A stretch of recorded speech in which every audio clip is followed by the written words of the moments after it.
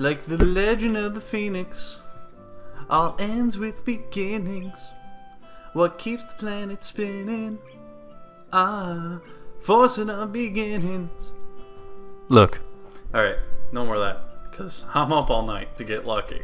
It is currently late at night, but I am trying to stick my three-dimensional penis into a 2D piece of artwork, probably drawn by a man, in an attempt to make me find it sexy. I'm killing the illusion. I'm sorry. For those of you with your pants around your ankles, we're getting into it. I hope we don't have to do anything like that again. Working past school time? Indeed, the class's plans this year were ambitious. Maybe too ambitious. The stalls look nice, though. She's right. The stalls do look nice. Almost too nice. My. I'm sure a lot of us would like to hear that. At least now there's not much work that I have to do until the festival itself. It's getting pretty late. Should we go? I will go with you anywhere, my dear. To the ends of the earth.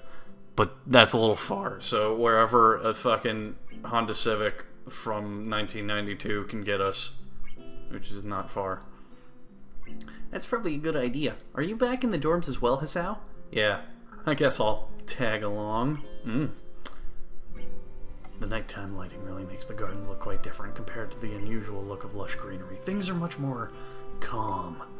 Being that it's so late, the lack of students around probably helps. The odd one or two can be seen scurrying around to and fro the dorms, trying to eke out the most of their approaching curfews, but no more.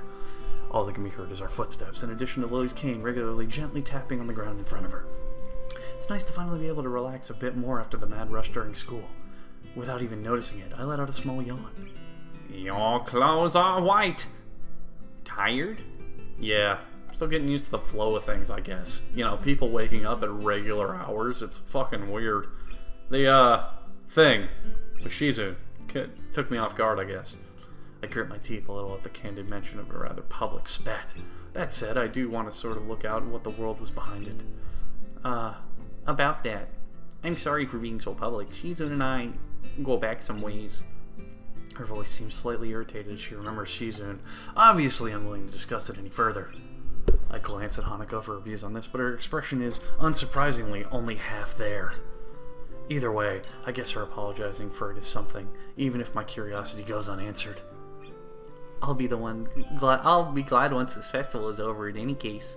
The change of topics welcome, clearing the thickening air quickly. I can imagine. My old school's festival were a lot more low-key than this. We actually had Loki, the trickster god, show up and be like, how you doing? Yamaku stresses the idea of the school community. The staff likes to make our festivals and such special occasions, and yet the students are the ones who do the work. What an unfair world. Damn you! You blew it all up! You blew it all up and gave it disabilities! Hanako and Lily both chuckle in agreement, savoring the fact that none of their staff are around to hear their grumbling. I suppose coming from a strict all-girls school helped me a bit with Yamaku. Compared to there, Yamaku is much more relaxed. I'd go away towards explaining her well-bred speech and behavior in any case. As we come up on the dormitories, it eventually comes time to leave for our respective dorms. See you, Lily. And Hanako. The two both give polite nods before setting off to the women's dorms, just next to the guys. As is to be expected of such an arrangement, there's a staff member casually patrolling around outside to prevent any nighttime shenanigans. Walking past him, I quickly stretch my arms and rub my neck, both quite sore after having worked on the floor for so long, before walking to my dorm room. I forget that I have severe muscle atrophy because I don't do any form of being a man ever. It feels good to actually have direction, though. Preferably one direction, because Liam's a cutie. After so long in the hospital, the everyday facts of studying, homework, and teachers seems like a blessing. I guess if things continue like this, my time at Yamaku might turn out okay.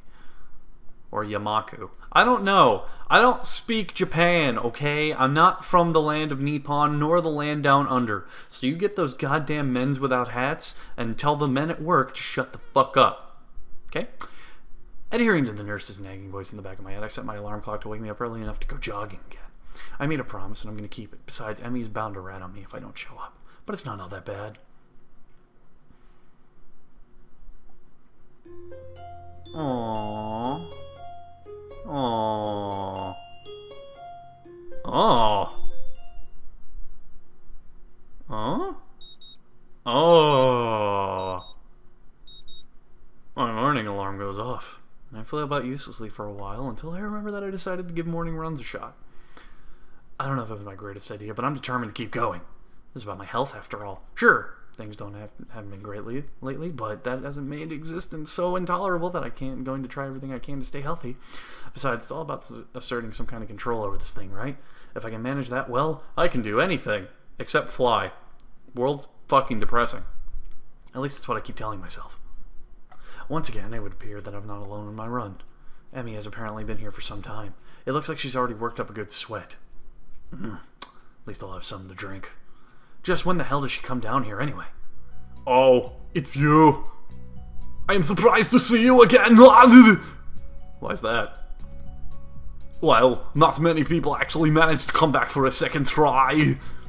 She frowns, seemingly annoyed by a passing thought. Like the rest of the track team, for instance. Still, it was only supposed to be on a volunteer basis. It is not as big thing of a shock. I guess it is pretty early in the morning.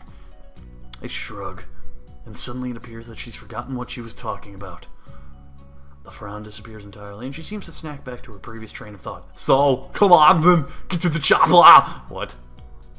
You're here to run again, aren't you? Right? Yes? Why do you sound like a governor of California? So come on! I find myself suddenly grabbed and yanked onto the track. Things seem to be set on mirroring yesterday's run. That is, I seem to be struggling while Emmy moves with effortlessness that I find enviable. Well, I mean, all of it except for the fact that I have legs. I much enjoy my legs.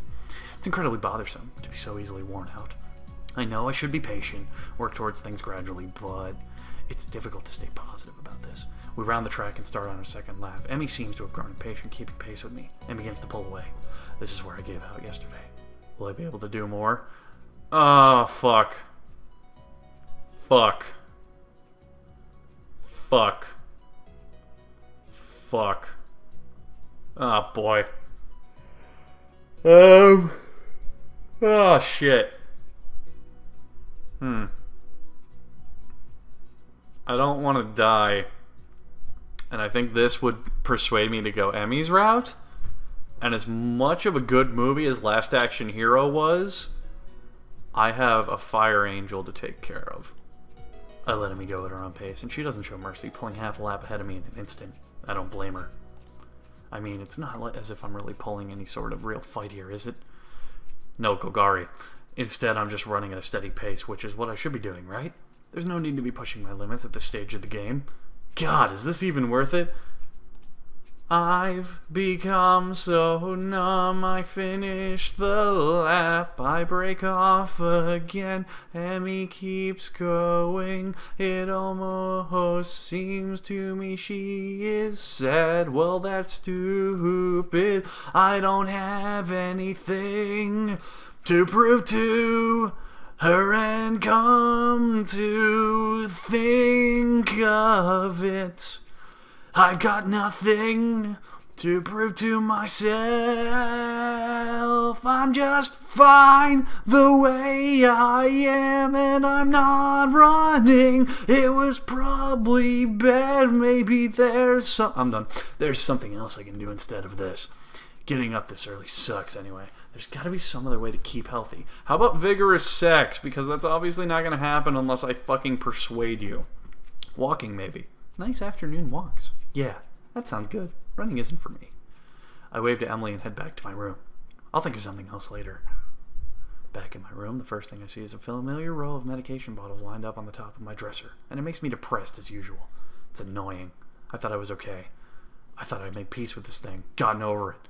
But what I really did, I allowed myself to forget that I have a problem. Being here really just reminds me of that reality, and trying to fight against it hurts. I'm slipping back into the emo world, and I don't like it. Reflecting on what it is only going to do so much. I've done this before. For months. It seems like it's time to get over it. If I allow myself to forget that my life is definitely going to be as long as those others, I won't get anywhere. My life may be different from others, but it is a life of progress. That's how I'll rationalize it.